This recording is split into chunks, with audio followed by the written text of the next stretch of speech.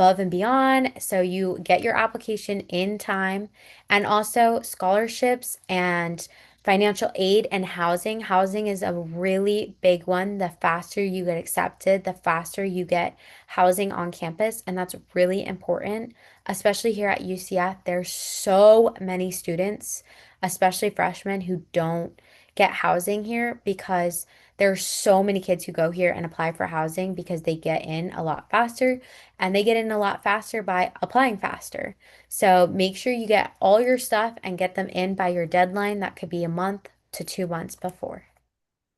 And now, of course, when it comes to the call, when it comes to the application process as well, we also need to write.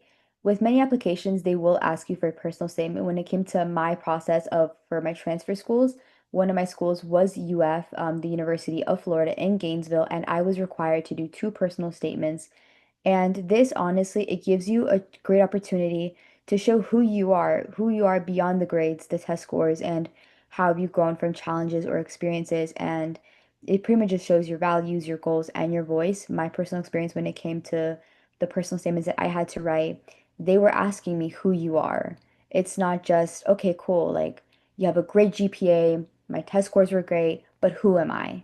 Because when it comes to applications, you are going to your GPA, you could have a 4.0 GPA, straight A's, whether it's all throughout high school or all throughout your 2 years at a community college, you are in the same boat with thousands of other students who are in the same boat as you, but they're looking for more than just that. They're looking more than just your grades and your test scores. They want to know who you are as a person and why they should pick you instead of the person, instead of the other applicant. So pretty much we kind of simplified it in the do's and don'ts from our personal experience when it came to writing personal statements. Do be specific and authentic and reflective, and don't repeat your resume or use cliche words. I learned the value of hard work because, like I said, you could be writing, I learned the value of hard work. Well, guess what? So is applicant number 346 and so many others. They're also writing the same prompt.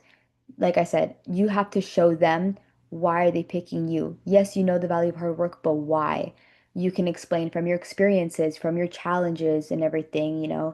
Show them who you are more outside of the academics. And of course, we do have a quick brainstorm activity with a prompt. Think of a moment when you changed or grew. What happened? What did you learn? And again, this prompt alone, it could possibly be a personal statement that you're going to have to write when it comes to whichever college or university you apply to. But of course, to simplify for you guys, you can just jot down three keywords or ideas that can help you build up for later on.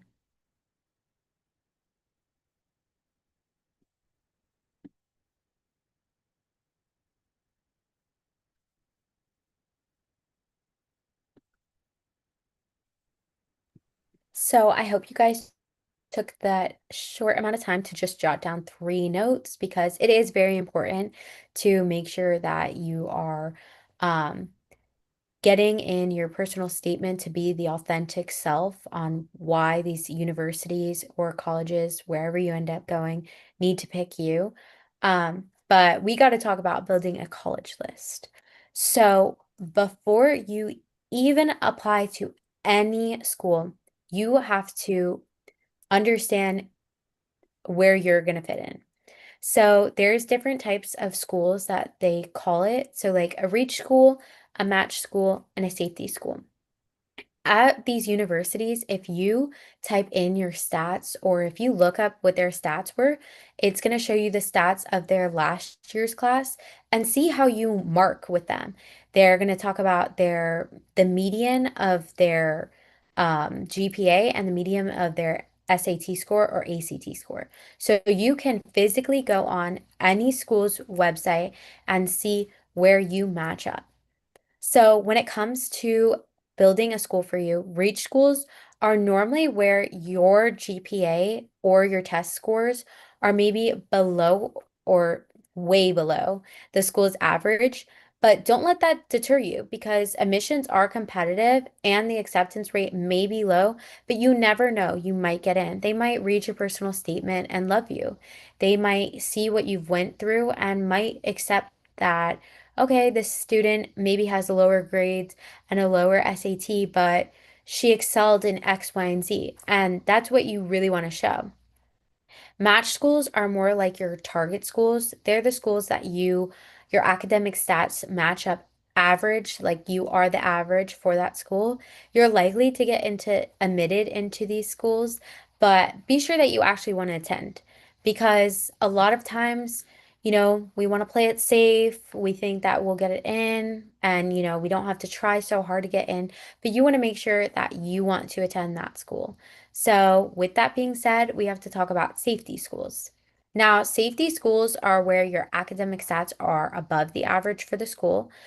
You are most likely going to get admitted into the school, but you also have to make sure you want to attend because we shouldn't play it safe. We should dream big for ourselves and apply to all the target schools that you can and all the reach schools that you can because if it's your dream to go there, then you deserve to go there.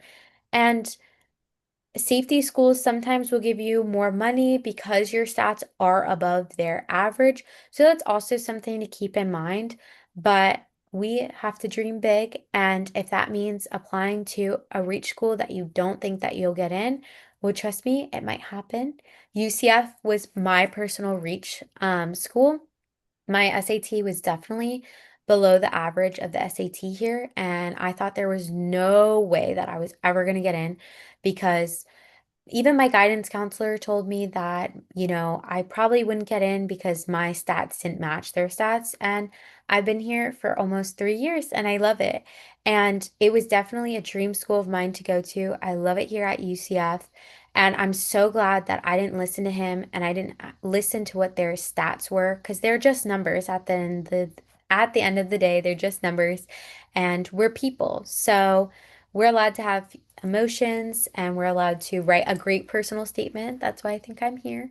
But I'm so glad that I reached for the stars because I ended up at my favorite school and ended up meeting Sophia, my favorite person ever. Oh, for me, thank you so much. And yeah, no, for me, with my personal experience, going back to high school, I remember my dream school was Florida State University. It was the first university that I, for me, it was like what I had my heart and set on. And then, of course, when my senior year came, it was all during COVID and everything. I unfortunately had people in my life who did not try to give me the encouragement to apply during my senior year, but for me, at the end of the day, everything happens for a reason. I'm a very firm believer on that. And one thing that my guidance counselor told me, he said, listen, go. And of course, due to some circumstances that happened in my personal life, I ended up going to my community college. He said, listen, do 1 year at the community college, do 1 year at Miami-Dade. If you hate it, you could always transfer to TCC, which is the community college up in Tallahassee, and they do have two transfer pathways, one for Florida State and one for FAMU, which is the Florida Atlantic, which is the Florida, I believe, architecture something university, FAMU pretty much. And he said, listen, you could always transfer there and then you can go to Florida State. And for me, during my 2 years, for me, I've always had a soft spot for UCF.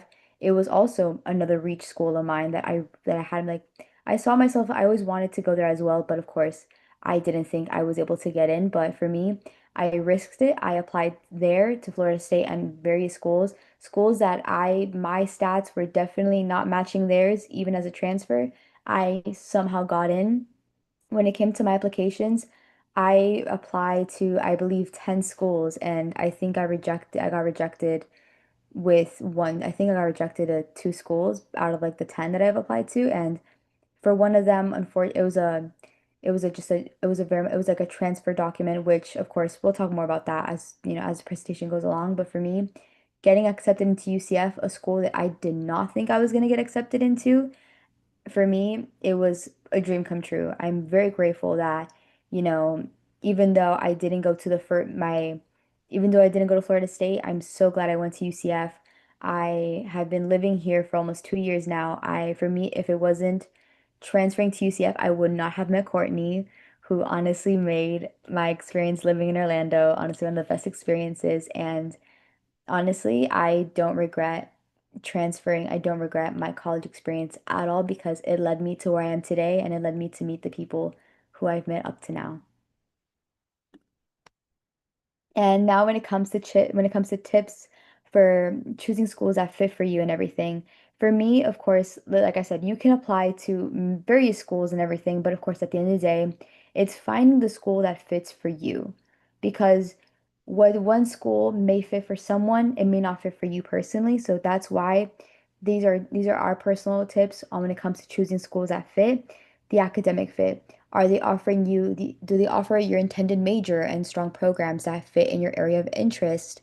For me personally, one thing about UCF, me personally, I've always saw myself working with the brain.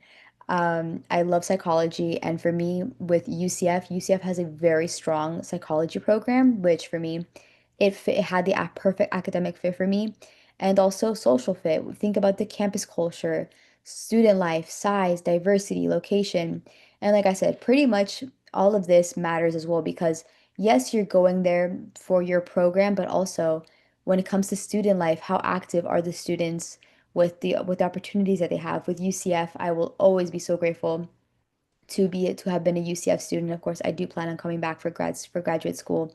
The student life at UCF, without a doubt, there's always something to do every single week. They send out newsletters of we have all these opportunities going on the first day of school. We had people passing out popsicles for the students, and we have Spirit Splash, which is a UCF tradition. And of course, when it comes to size and diversity and location, and all of that matters, even if you don't think it matters in the moment, it will once you go to that school. It may not matter now, but once you get to high school, what's the size like, like the student body and everything, the diversity, what is it like, and location, of course, like for me, I moved miles and like hundreds of miles away from home, and it's to me, I'm still going through I'm still adjusting, but the location itself for me, I love it. For me, I'm a huge Universal fan. I'm an annual pass holder, so it ended up working out for me in the end. And again, you have to also look at that and also the financial fit, because a school can have the program that you want to be in, and they could have a great campus culture with the student life, but also when it comes to financial aid and the financial cost of everything, that is a huge portion of it. And of course, you have to understand the cost of attendance, financial aid policies, and of course, look for schools with strong aid and scholarships. And one beautiful thing about financial aid is that when you apply to these schools, or when you during your applications, putting that interest in your schools, they will show you with your financial aid, it will compare with every single school that you apply to. It'll show you with this school, this is how much you could be getting with financial aid. This is how much it could cover with scholarships. And of course, if student loans come up, this was what the packages and everything. And of course, career fit. Are there internship and co-op opportunities, career services, and alumni networks? And of course, the big major tip, aim for a list of 6 to 10 schools with a mix of all three types. And again, whether it's all three or all four, then that's the most important thing. While you're applying to these schools, investigate, deep dive, do everything you can. So building on the college list, thank you, Sophia. You did a great job. Um, a piece of advice that I wish I was told, but I'm also thankful that I got forced by my mom, was I suggest tour every single school that you're interested in because I wouldn't have liked UCF if it wasn't in the area that it is because it's important to go to the school, see it in action. You want to go on a campus, you want to see when students are there, you want to see what students look like, you want to see how far that they're walking from maybe the dorm or off campus or the parking garages. You want to see the campus, you want to see the students interact with each other, see if they're friendly, see if a lot of people are laughing, see the environment. So I would take every single tour that you can ever take for the university, either virtually or in person. I would highly suggest taking them in person because you, one, have a tour guide, and two, you're with other incoming freshmen who want to have the opportunity to go to the school. So because of that, you can meet five great friends just by touring the school. Also, I would definitely tour outside of the area. So for like UCF, outside of our area is great. We have a great little 15-minute bubble where there's every Publix you could ever need, Walmart. We have all the shopping areas for groceries, and it's not far from the campus. And we also have buses that take us to the grocery store on Tuesdays. So these are like all resources that I would highly suggest looking into, whether you have a car or if you don't, because when it comes time to go grocery shopping, you don't want to have to feel stranded. You're not going to have to spend thousands of dollars on Uber Eats to get food. And also, you have to make sure the area outside that you live in is safe. Safety is a huge importance at UCF, and I feel so safe. We have patrol cars that drive around all day, and there's lots of we have these poles that if you push the button, it calls the police immediately. These are great, great, great resources that UCF has. And I'm grateful that I did take a tour to UCF because I was able to see what the campus looked like, see what outside the campus looked like, see how far the bookstore was, and see how far it takes me to get places around. And also, most importantly, you want to surround yourself around the campus and what's around it to see if it's the right place for you. You need to make sure that this area is perfect for you. You need to make sure that it's accessible to get your groceries, accessible to all your needs, so you don't have to feel stranded at this big university all by yourself or small university. You don't want to feel like there's nothing there, there's nothing fun to do, and not feeling safe, because safety is a big, big factor. And of course, a big piece of advice from your big sister, like they pretty much like she said, of course, invest like again, for me personally, when I first came to UCF, it was right before I believe it was when I was still waiting to hear back from UCF. I came up for a weekend to see like pretty much like I said to come to the campus and everything. I came up to Orlando for a friend's birthday weekend, and honestly, I fell in love with Orlando. I fell in love with the people and everything, the culture, everything. For me, coming up, still waiting to hear back, I automatically felt like this is where I want to go. For me, it felt like it was this or nothing. And of course, when it comes to college applications, you have to, of course, look at, building a college list, with when it comes to Big Future, which is by College Board.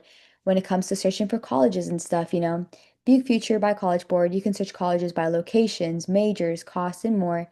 And of course, there's also niche, which me personally, I highly again suggest looking at because while you can look at the website and everything, also with niche, it does have student reviews, rankings, and campus life information and stuff like that. Things that, whether you know someone who goes to that college or not, you get to see from reviews from students themselves who whether they had just recently graduated or they're probably still students there. Of course, it is important, of course, again, to just research and investigate as well. And of course, they also, like I said, due to the pandemic and everything, which one of the amazing things that came out of it, of course, is virtual information sessions or in-person campus tours. You could use Visit, Campus Real, or attend any information center. Or you could try, and you could also visit within a range of schools, whether they're, close to your area, small, large, whether they're public or private universities, urban or rural. And of course, for me personally, like I said, when it came to applying for colleges and everything, I attended the virtual information centers, and of course, they had not only advisors, but also current students attending those universities who explained their experiences and everything. And of course, you had the opportunity, of course, to ask them questions, ask them what it's like for you. Like when you first started, what were some things that you wished, that you known about the campus that maybe that's not typically known and everything like that, which is very important, of course, to attend these sessions. And of course, feel free to ask any question your heart desires, no matter how crazy it could sound. Okay, let's talk about money, honey. We're going to talk about financial aid and scholarships. These are very, very, very important because who doesn't want free money and who doesn't want to have help when it comes to college? So I'm going to talk about FAFSA and CSS profile. So FAFSA opens October 1st. I would check for updates because when I put this in our slide, it was a little bit ago, but I know it all opens in October. So I would always consistently check at these schools when you apply for them because financial aid is everything. They're required for federal loans, federal grants, work study, CSS profile, and they're used by many private colleges to award institutional aid. And they also might ask you more financial details, such as how much you make, how much your parents make, and all that information is so important to sit down and talk to your family about when it comes to applying to a bigger university, a smaller university, private or public, because who doesn't want free money? And then I'm going to talk about grants, first loans, and then also versus work study, because they're all three different things. So grants are free money on a need to need basis. So if you need grants, if you need money to attend a university, you would apply for some grants. And it doesn't need to be repaid to the university at all. It doesn't need to be repaid to a bank. It is basically free money. So make sure you apply for every grant that you can get. Loans, on the other hand, have to be repaid, and specifically federal loans often have a lower interest and better terms. So if you do have to take out loans when you are applying for college or while you are paying for college yourself, or if you just need a few extra money to pay for school or books, I would definitely suggest a federal loan. And then lastly, work study. So, work study is a great opportunity that universities normally have where you're able to work part-time jobs that are either on campus or off campus to help you pay for your expenses. Normally, you'll get offered to work study when you apply for grants and loans. They'll normally give you like a little suggestion that you could work for them, work for the university. Like at UCF, we have a lot of people who do work study, and we have a big like cafeteria kind of room area. And so we have like Chick-fil-A, and we have Huey McHugh's, and we have all Qdoba, all these food places. So all the kids who do work study are able to get a job that's on campus, so that's really nice where they could come in between in between campuses, in between jobs, and they're able to work at the university and are able to make money from the university. And of course, of course, it is very important to investigate and everything. And you can use platforms like these, such as fastweb.com, scholarships.com, RaiseMe, even local community organizations, employers, even going to your school counselor, they definitely have the resources as well. One huge thing that I will tell you is go to your college counselor. They definitely have one. Go to your school, go to your college, go to your school counselor, your college counselor, and especially heavy on the college counselors, they have these resources, universities, and many different sources. They do send them these scholarship opportunities.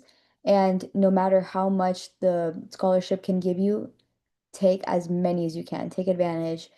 Even if you think you won't even get the scholarship, it doesn't hurt to try. And like I said, no matter how much money they give you, it is still a scholarship and it can go such a long way. And of course, make sure to apply early, stay organized. And many applications, they do require essays. So of course, it's important, review your essays, make sure, redo sometimes you can reuse an essay, but of course, if you're going to reuse it, make sure there's tweaks and everything. Make sure that the essay is perfect. It aligns with the scholarship that you are applying for. And like I said, even with the colleges that you may be attending and everything like that, they do tend to offer personal scholarships and free money. It is, of course, the best way to save your money and to apply to everything you can. And when I remember when I was getting my associates, they had I believe it was like $1,000, like it was like a itty bitty scholarship simply just for having like, I think it was like a 3.0 GPA. And I applied and it was perfect. It aligned. And for me, even though my financial aid did cover my costs, again, that extra $1,000, honestly, for me to this day, I do believe it went such a long way. And of course, when it comes to budgeting for college, talk to parents or guardians about the realistic cost. Highly recommend looking at net price calculators on the college websites. And again, you could also look at this at FAFSA.org, which of course is where you're going to apply for your financial aid. And of course, compare that total cost after financial aid, not just the sticker price, because on the websites, they are going to give you the sticker price financial aid, the cost of your tuition. It's not the exact tuition cost that you are going to be paying because every applicant is different. So of course, it is very important to make sure that after your financial aid, after all the scholarships, after everything, make sure that, that you truly calculate it. So we're unfortunately going to skip Jeopardy today. Um, but these are so your big sis wanted to, or your big sister, sorry, wanted to explain a piece of advice that we wish that we could tell ourselves our freshman year. Definitely to keep you guys interested and to keep you guys updated on what we experienced and what we went through our freshman year and how to push through it. So, Sophia, do you want to start us off? Of course. If there's one thing I could tell my freshman year self, one thing is that you are going to be okay. For me, like I said, my freshman year, I was without a doubt in my mind, I was spiraling. I had to do, I'm first generation. I had to do the financial aid thing by myself. I had to do everything by myself. Like I said, I was constantly going to my advisors, clueless. I was like, this to me, this seems so much, but in reality, when I look back at it, it's truly, if I could tell her one thing, is everything is going to be okay. If you would have told me freshman year back in Miami at the community college that I would be a very proud UCF alum, achieving that dream of leaving home, finding my new home in a new city with amazing friends who I call family, honestly, she wouldn't even believe you. I wouldn't even believe you back then. But at the end, for me, like I said, even though my journey wasn't what I ideally wished, it all worked out in the end. And for me, all those endless battles that I had went through from the beginning till now, working as a paraprofessional, which of course I love working. For those who don't know what paraprofessional is, I work with kids who have special needs. And for me personally, I love working with kids. I love psychology and I'm doing what I love. And of course, none of this would have happened without just what I had to go through my freshman year of college. And of course, Annalise, she has her portion, which her piece of advice that if she could tell her freshman self one thing is that you are not alone. The uncertainty that you feel now, it won't last forever. There are people around you, even the ones you're just meeting, they will become lifelong friends. She'll be very proud of me because I am achieving my dreams and following the promise that she gave to her mother. Okay, so my piece of advice is a little different. I wanted to tell my freshman self that one bad grade, one bad test, one bad experience doesn't reflect who you are as a person. It's so easy for us to come to college and get a bad grade and think that maybe college isn't for us, or maybe think that we don't deserve to be where we are. But I'm going to tell you guys, you do. It doesn't reflect who you are as a person. Grades at the end of the day aren't going to mean anything if you're not happy with yourself. So you should instead learn from your mistakes. So if you get a bad grade, you should go to office hours and figure out with your teacher why you got that problem wrong. You need to learn how to take accountability and you need to learn how to fix your issues. Because you shouldn't let one mistake or one bad thing reflect you as a person. Because when you do, then you become a person who you're not going to want to become.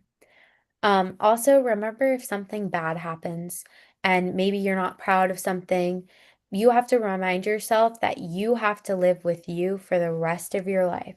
So you need to do whatever you need to do to make yourself feel happy, feel loved, and feel like you belong, whether that's make friends or whether that's be by yourself. You need to do everything for you. And of course, tools and resources that, like I said, we highly recommend.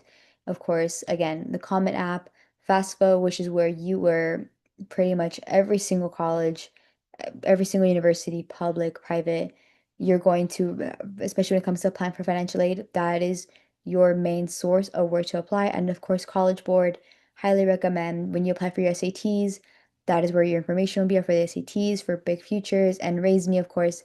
They do have micro scholarships, which again go truly a long way. And of course, your support system. Meet regularly with your guidance counselor. Again, even trust me, one of the best things that I did, my high school thing that if I could tell high school me one thing is don't feel shy, go immediately. Go immediately because trust me, don't wait until your senior year when you're just meeting your guidance counselor or when you're just meeting your college counselor. Meet them as soon as you can. Build that relationship with them because trust me, having that relationship with them They are going to help you in every single way possible. And who knows, maybe they could tell you about scholarship opportunities that not many people know. And again, creating that relationship truly does go a long way. And of course, when it does come time for you, of course, to attend college and everything, explore mentorship or a college coaching program such as iMentor, Start for College, etc. It could even be local ones within your community and everything like that. I know for UCF alum, we do have a mentor nights program that I'm currently applying for to be able to help current and future knights, of course, to make sure that, that they have a great time at UCF the way that I did. And of course, as teachers, as your community leaders for support and those letters. And of course, the college readiness timeline, your freshman year through your senior year checklist, explore interests, get involved in extracurricular activities, clubs, and build a GPA. Your junior year, take the SAT or ACT if needed, research the schools, visit campuses, and of course, your senior year, finalize that college list, write essays, apply for financial aid and scholarships, and of course, these are the very important deadlines that these are often generalized, but of course, again, every university, every college is different, but they typically fall around the same time. College applications are often due between the months of November and January. Again, heavy on make sure that check those deadlines, double check. Like Courtney said, the sooner you apply, the better, because chances are you may miss something that if you're lucky enough, they will reach back out to you like, hey, we didn't receive this or we're missing this piece of information, and you can tweak it just before the deadline. And of course, for FAFSA or CCC profile, it opens within fall. Of course, the deadline varies. I believe with financial aid, it does typically, with FAFSA at least, it does open in October, but of course, double check, make sure, like I said, that everything's in check and everything. And when it comes to testing, plan for the SAT and ACT, plan ahead of time so that way, when of course when it is time for you to take it, if you're unhappy with your score or you think you could do better, you have enough time to retake it again and of course submit those better scores that that you're satisfied with when it comes to applying. And of course for housing or deposits, of course for universities and stuff like that, it is typically your spring of your senior year, which is often by May 1st. So we're going to open up the floor for any questions. Feel free to ask us anything. I'm going to give it a few minutes, and if we're not getting anything in the chat, feel free to reach out to us through other means. After the meeting, feel free to contact us, or you can contact Her Movement. We have an Instagram. We would love to help you out in any way we can and answer any questions that we can.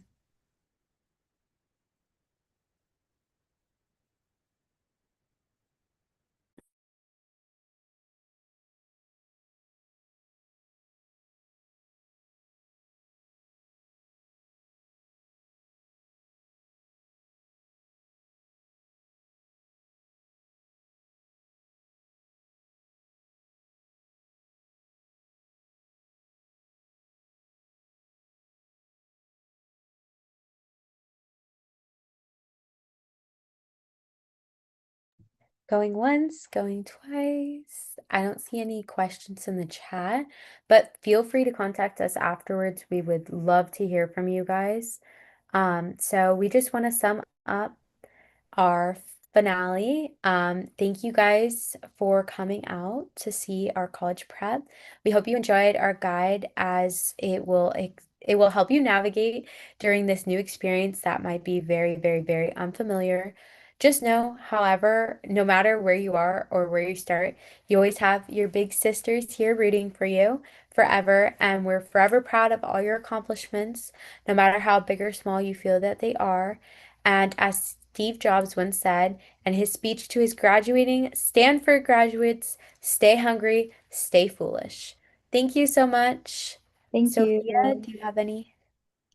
No, thank you so much for joining us, and we guys hope that you guys have an amazing college experience. And of course, if you need us, you know where to find us. We do have a question. It is all colleges all about parties like on TV? No. I'm sorry to break that bubble, burst that bubble. It is not. There are some parties, I'm sure, but you should really focus on yourself and your grades. They mean a lot more in the end than the parties are. But it is fun if you want to ever go out with your friends. There's definitely probably parties on campus, but safety is a big, big, big thing in college. You need to make sure that you're safe. Put yourself in safe environments. Make sure that you are surrounded by safe people who only want the best for you. So, college is not all partying, I promise.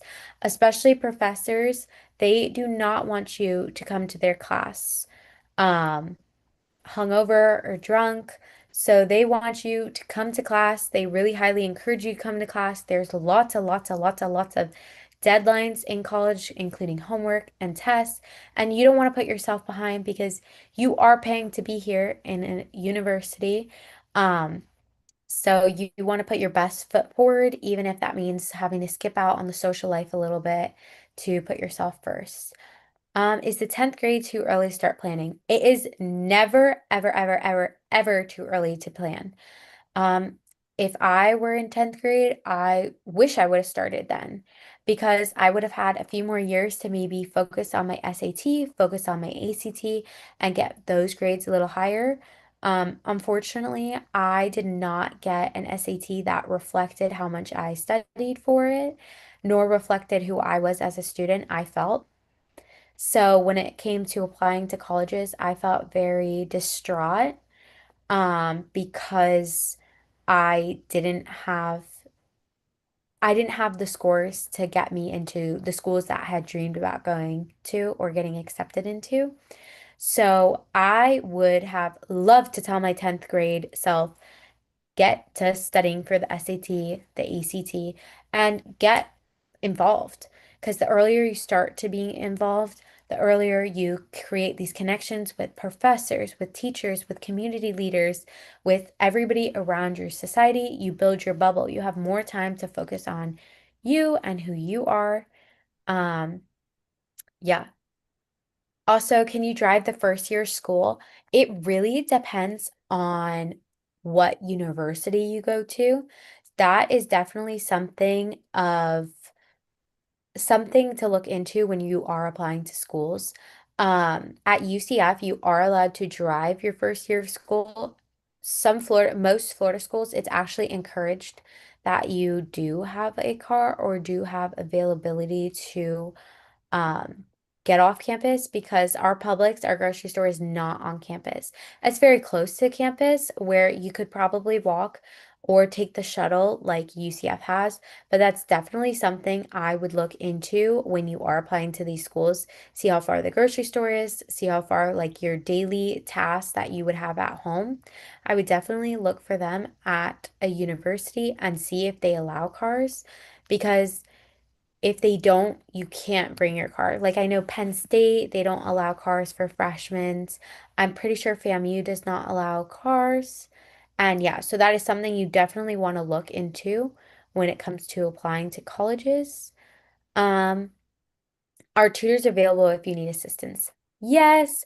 It also depends on what university you go to.